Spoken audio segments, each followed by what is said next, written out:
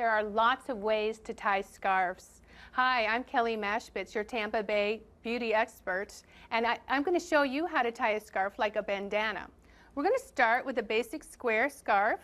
We're going to turn it to the print side down, and then we're going to fold it in half diagonally, creating a triangle.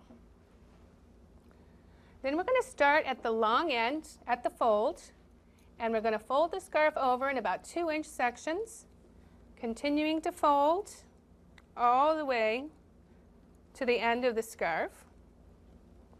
Now this can be worn many different ways. You can wear it around the neck. You can wear it around the waist.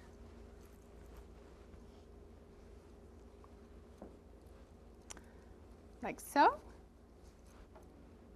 Or you can wear it around the head as a headband.